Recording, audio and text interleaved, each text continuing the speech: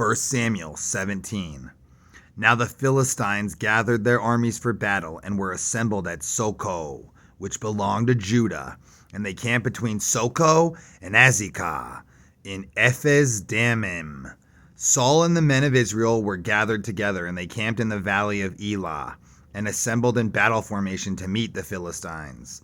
The Philistines were standing on the mountain on one side, and Israel was standing on the mountain on the other side, with the valley between them.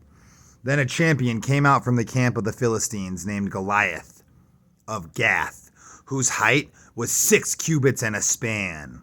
He had a bronze helmet on his head and wore a coat of scale armor overlapping metal plates, which weighed 5,000 shekels of bronze. He had bronze shin protectors on his legs, and a bronze javelin hung between his shoulders. The wooden shaft of his spear was like a weaver's beam. The blade head of his spear weighed 600 shekel of iron, and a shield bearer walked in front of him. Goliath stood and shouted to the battle lines of Israel, saying to them, "Why have you come out to draw up for battle? Am I not the Philistine, and you are not the servants of Saul? Choose a man for yourselves and have him come down to me. If he's able to fight with me and kill me, then we will become your servants. But if I prevail against him and kill him, then you shall become our servants and serve us." Again the Philistine said, "I defy the battle lines of Israel this day. Give me a man so that we may fight together." When Saul and all Israel heard these words of the Philistine, they were dismayed and greatly afraid. Now David was the son of Ephrathite of Bethlehem in Judah, named Jesse, who had 8 sons. Jesse was old in the days of Saul, advanced in years among men. His 3 older sons had followed Saul into battle. The names of his 3 sons who went into battle were Eliab, the firstborn, next Abinadab, and third Shammah. David was the youngest. Now the 3 oldest followed Saul. But David went back and forth from Saul to tend his father's flock at Bethlehem. The Philistine Goliath came out morning and evening and took his stand for 40 days.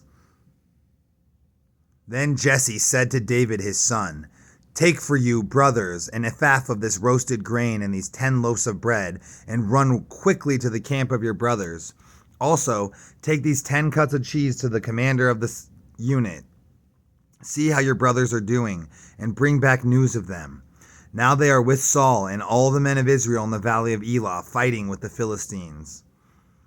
David accepts the challenge. So David got up early in the morning, left the flock with a keeper, picked up the provisions, and went just as Jesse had directed him.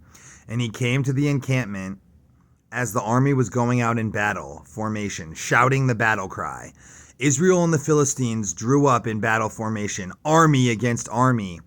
Then David left his provisions in the care of the supply keeper and ran to the ranks and came and greeted his brothers. As he was talking with them, behold, the champion, the Philistine of Gath named Goliath, was coming up from the army of the Philistines, and he spoke these same words again, and David heard him. When the men of Israel all saw the man, they fled from him, and were very frightened. The men of Israel said, "Have you seen this man who is coming up? Surely he is coming up to defy Israel. The king will reward the man who kills him with great riches, and will give him his daughter in marriage, and make his father's house free from taxes and service in Israel." Then David spoke to the men who were standing by him.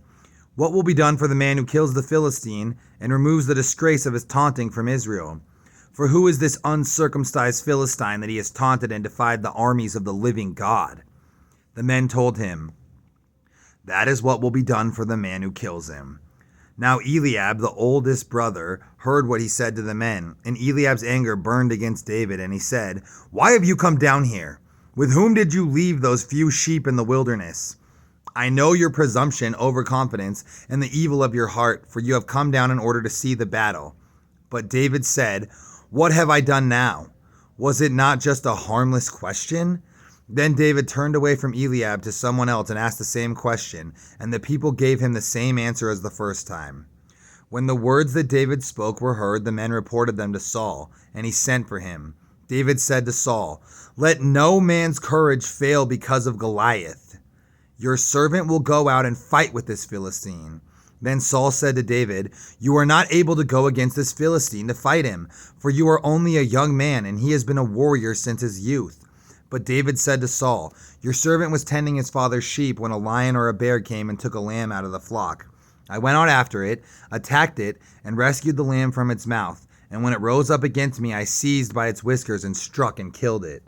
Your servant has killed both the lion and the bear. And this uncircumcised Philistine will be like one of them, since he has taunted and defied the armies of the living God." David said, "The Lord who rescued me from the paw of the lion and from the paw of the bear, he will rescue me from the hand of this Philistine." And Saul said to David, "Go, and may the Lord be with you." Then Saul dressed David in his garments and put a bronze helmet on his head and put a coat of mail on him. Then David fastened his sword over his armor and tried to walk, but he could not, because he was not used to them.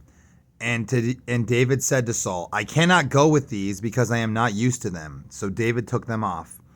Then he took his shepherd's staff in his hand and chose for himself 5 smooth stones out of the stream bed and put them in his shepherd's bag, which he had, that is, in his shepherd's pouch.